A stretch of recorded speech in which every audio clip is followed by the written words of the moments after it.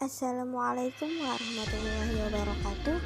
Saya Emilia dari jurusan Hukum Keluarga Islam Fakultas Syariah UIN Antasari Banjarmasin. Video ini dibuat untuk memenuhi tugas individu praktikum B di Pengadilan Agama. Pada video ini, saya akan membahas tentang mekanisme penyelesaian gugatan sederhana. Penyelesaian gugatan sederhana diatur dalam Peraturan Mahkamah Agung Nomor 2 Tahun 2015 yang mana sekarang telah diperbaharui menjadi Peraturan Mahkamah Agung Nomor 4 Tahun 2019. Pengertian penyelesaian gugatan sederhana terdapat dalam pasal 1 ayat 1, yaitu tata cara pemeriksaan di persidangan terhadap gugatan perdata dengan nilai gugatan material paling banyak Rp500 juta yang diselesaikan dengan tata cara dan pembuktiannya sederhana. Ada beberapa tahapan penyelesaian gugatan sederhana. Pertama, pendaftaran. Yang kedua, pemeriksaan kelengkapan gugatan sederhana oleh panitera. Tahap ketiga, dalam 2 hari ketua pengadilan menetapkan hakim tunggal dan panitera pengganti.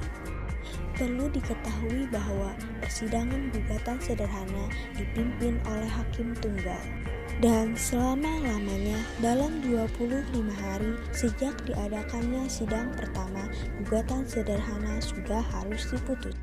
Langkah keempat, sebelum melakukan pemeriksaan pokok perkara, hakim tunggal melakukan pemeriksaan pendahuluan yang berkaitan dengan apakah gugatan memenuhi syarat-syarat sebagai gugatan sederhana dan apakah proses pembuktiannya dapat diterapkan sistem pembuktian sederhana. Syarat-syarat tersebut yaitu nilai gugatan tidak lebih dari 500 juta, terdapat cedera janji atau perbuatan melanggar hukum.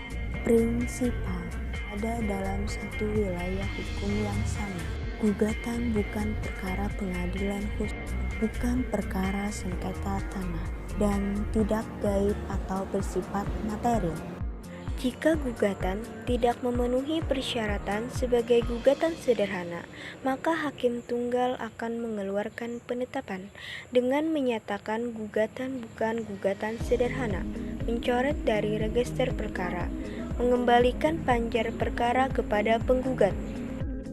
Namun, jika gugatan sederhana telah memenuhi persyaratan, maka hakim tunggal menetapkan hari persidangan. Selanjutnya menetapkan kepada jurusita persidangan untuk memanggil atau mengirimkan surat panggilan kepada penggugat dan tergugat. Setelah dilakukan pemanggilan oleh jurusita pengadilan dan panggilan dilakukan secara patut, dalam hal penggugat tidak hadir pada hari sidang pertama tanpa alasan yang sah, maka gugatan dinyatakan gugur.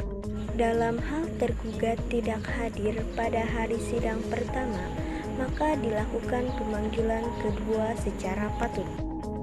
Dalam hal tergugat tidak hadir pada hari sidang kedua, maka hakim memutuskan perkara tersebut. Terhadap hal ini, tergugat dapat mengajukan upaya hukum keberatan. Dalam hal tergugat pada hari sidang pertama hadir dan pada hari sidang selanjutnya tidak hadir tanpa alasan yang sah, maka gugatan diperiksa dan diputus secara kontradiktori. Tahap selanjutnya, sidang pertama. Jika para pihak menghadiri persidangan, maka hakim tunggal menggelar persidangan. Dalam persidangan pertama, maka hakim tunggal wajib menyarankan perdamaian kepada para pihak. Selanjutnya, hakim mempersilahkan kepada penggugat untuk membacakan surat gugatan. Jika gugatan diakui atau tidak dibantah, maka tidak diperlukan pembuktiannya.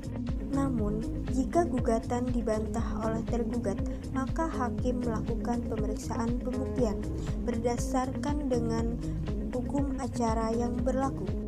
Hakim memberikan kesempatan kepada tergugat untuk membuktikan dalil-dalil bantahannya. Kemudian hakim akan menilai gugatan penggugat dan dan menilai alat-alat bukti yang diajukan oleh penggugat dan tergugat. Setelah menilai bukti-bukti, maka hakim mengeluarkan putusan gugatan sederhana. Dalam pembacaan putusan, hakim membacakan putusan dalam sidang yang dibuka dan terbuka untuk umum. Hakim juga wajib memberitahukan kepada para pihak untuk menyarankan upaya hukum keberatan apabila merasa keberatan terhadap putusan hakim tunggal ini. Demikianlah tahapan penyelesaian gugatan sederhana. Terima kasih telah menonton video ini.